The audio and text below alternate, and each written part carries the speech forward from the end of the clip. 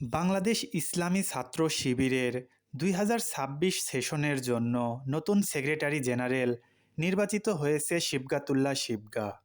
শুক্রবার ২৬ ডিসেম্বর রাজধানীর চীন মৈত্রী সম্মেলন কেন্দ্রে ছাত্র শিবিরের সদস্যদের ভোটের ভিত্তিতে তাকে সেক্রেটারি নির্বাচন করা হয়। শিবগাতুল্লাহ শিবগা ঢাকা বিশ্ববিদ্যালয় শাখা শিবিরের সভাপতি ছিলেন। তিনি ২০২৫ সেশনে ছাত্র শিবিরের দপ্তর সম্পাদকের দায়িত্ব পালন করেছেন।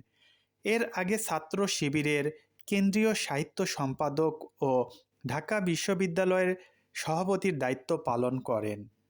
জানা গেছে শিবগাতুল্লাহ শিবগার গ্রামের বাড়ি ঠাকুরগাঁয়ে।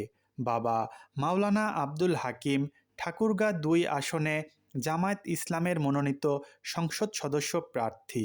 তিনি জেলা জামাতের সাবেক আমির। শিবগাতুল্লাহ শিবগা আলোচনার কেন্দ্রবিন্দুতে আসেন জুলাই গণ অভ্যুত্থানের পর তার ছাত্র শিবিরে ঢাকা বিশ্ববিদ্যালয় শাখার সাবেক সভাপতি হওয়ার পরিচয় সামনে আসলে। ওই সময় তিনি সংগঠনটির কেন্দ্রীয় সাহিত্য সম্পাদক ছিলেন। এর আগে কেন্দ্রীয় শিক্ষা ও প্রকাশনা সম্পাদকও ছিলেন তিনি। আজ রাজধানীর বাংলাদেশ চীন মৈত্রী সম্মেলন কেন্দ্রে কেন্দ্রীয় সদস্য সম্মেলনে নবনির্বাচিত সভাপতি নুরুল ইসলাম সাদ্দাম তাকে সেক্রেটারি জেনারেল হিসেবে মনোনীত করেন।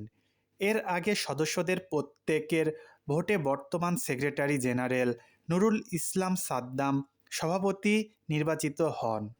পরবর্তীতে শিবিরের সাংবিধানিক নীতি অনুযায়ী শিবগাতুল্লাহ শিবগাকে সেক্রেটারি জেনারেল মনোনীত করেন সাদ্দাম।